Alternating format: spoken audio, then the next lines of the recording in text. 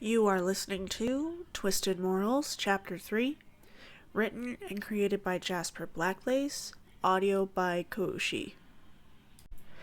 Sage's POV. Sleeping through the night was impossible. The groaning, wind, and loud ambient silence all around were draining and terrifying.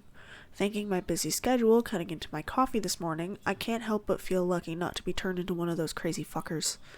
Clementine snores softly the entire night, and seems completely at peace the entire evening. She woke just before the sun rose and walked to the end of the building, scouting the area. She crouched at the edge, looking over briefly from all corners of the roof we stood on, before returning to my staring gaze. "Assuming you didn't sleep well, sir," she said, packing her side of our sleeping attire. "Not really. I don't see how you managed to, with such silence," I say, shaking my head and brushing a hand through my hair. I quickly rise and began following her lead. "I would much rather the silence over the snarling mugs of those infected creatures," she says, before standing to attention. "I'm going to the bathroom before we get moving. Stay here." She glared at me intensely before grabbing a roll of toilet paper she had stuffed in her bag. It was crushed and slightly dirty, but I guess it works. "Yeah, me too. I'll go to the other end of the roof, don't you worry." "Glad to know I'm not traveling with a peeping Tom." She tosses me some TP before walking off in her brewing temper. I guess that's the caffeine withdrawal. I know I'm struggling with it. We both quickly wrap up our respective bathroom breaks as the sun has just made it over the building's edge, illuminating the roads below. I decide to take a quick look over the edge and see the road remained empty. Considering neither of us has turned rabid through the night, I would like to believe none of us has consumed any city water over the last 24 hours. She sneaks up behind me, making me jump slightly at the proposition. "No. Luckily, my day was busy yesterday, so I didn't have time to have a coffee yesterday." "Good to know. Me neither."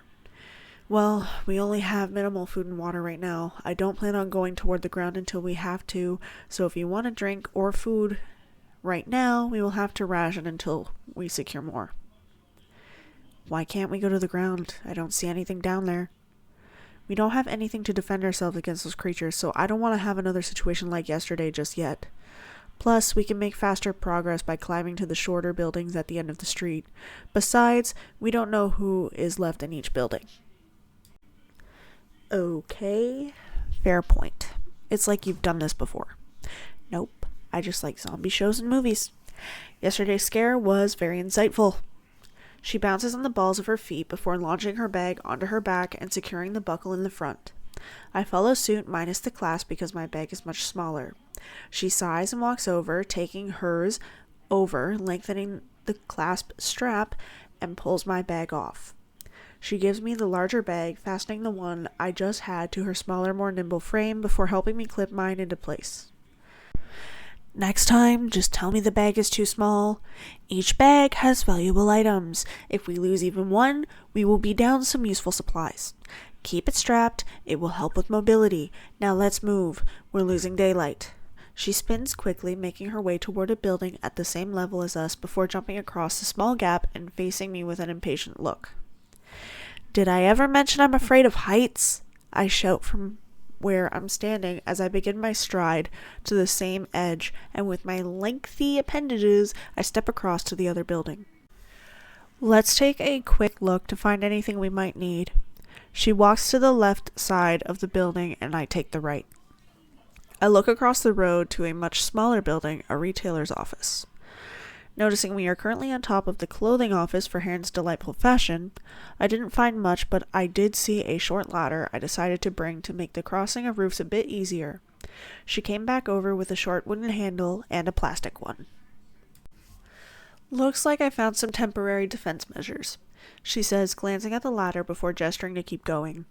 We crossed about 6 more buildings, finding a few more plastic and wooden handles, some longer than others, some batteries, and a few half-drunk water bottles from the day before, it seemed.